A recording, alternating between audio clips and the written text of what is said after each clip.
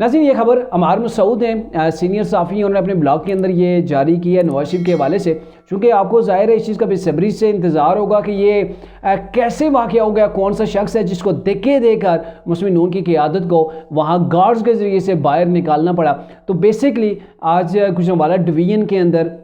वहाँ पे वो उम्मीदवारों से सीवियाँ जो है वो कलेक्ट की जा रही थी और उन्हें 2-2 मिनट का मौका दिया जा रहा था कि आप बोलें। स्टेज पर वो आते थे, 2-2 मिनट जो है वो हर कोई अपने तसुरात का इज़हार करता था, सीवी जमा कराता था और साइड पे होकर बैठ जाता था। यानी कि एक पूरा सिलसिला, जैसे कहीं पर भी आप जाते हैं इंटरव्यूज़ होता है, सीवी जमा होती है, तो बाकायदा वही चीज़ वहाँ पर भी हो रही थी। और अमार मसूद के मुताबिक ये जो चीज़ हुई है, वहाँ पे एक शख्स हैं जो गुजरांवाला डिवीज़न से जिनका तल्लक है, वो MPA के उम्मीदवार हैं और उनका नाम जो है उनका नाम अशरफ अंसारी जो है वो बताया गया है। तो वो स्टेज के ऊपर आते हैं, अपनी CV जमा कराते हैं और जब कुछ देर गुजर गई, 2 मिनट का चूँकि सबको टाइम दिया गया था, तो 2 मिनट के बजाय 4, 6, 8, 10 मिनट हो जाते हैं और फिर राना सनाउल्लाह साहब उन्हें टोकते हैं कि काइंडली आप अपनी जो स्पीच है इसको मुख्तसर कीजिए, क्योंकि बाकी लोग भी बैठे हुए हैं, इंतज़ार कर रहे हैं, सबकी अपनी अपनी मसरूफियात हैं, तो हमने सारे सेशन को आज ही वाइंड अप भी करना है।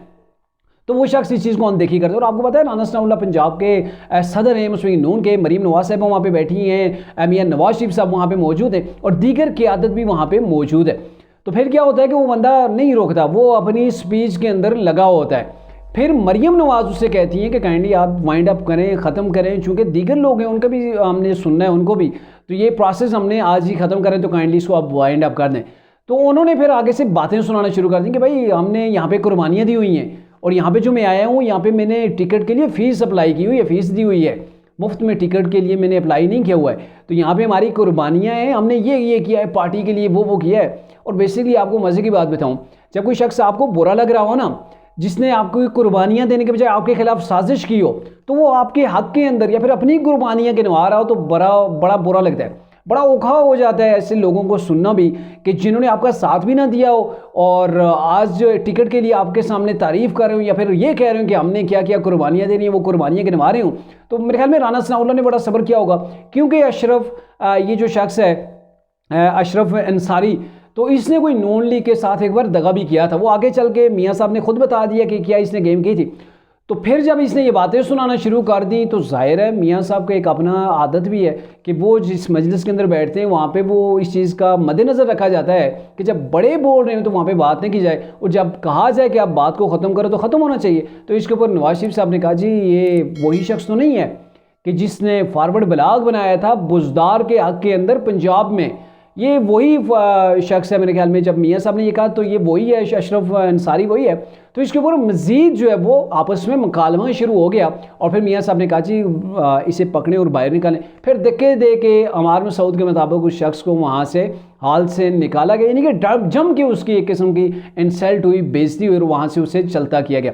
तो फिर मियाँ साहब ने बताया कि ये वो शख्स है कि जिसने जब हमजा शहबाज शरीफ वज़ीर आला बन रहे थे तो ये उस वक़्त रूठ गया था। इसने 5 लोगों को साथ मिला के फॉरवर्ड ब्लॉग बना दिया था। बाद में 3 लोग वापस आ गए थे, लेकिन ये शख्स वापस नहीं आया था। और आज आके 2 मिनट का इसे टाइम दिया जाता है, आपने 2 मिनट बोलना है, कोई जलसा थोड़ा ही है। जब जलसा होगा आपको मौका दिया जाएगा, आप जम के बोलिएगा। आपका अपने डिस्ट्रिक्ट के अंदर, अपने हल्के के अंदर जलसे होंगे, आप जम के बोलिएगा। लेकिन यहाँ पे सबको 2-2 मिनट दिए जा रहे हैं, तो आप ऐसा करें। तो वैसे ये नून लीग की जो रवायत है, चाहे शहबाज शरीफ हो, मरीम नवाज हो या नवाज शरीफ हो, तो वहाँ पर ऐसी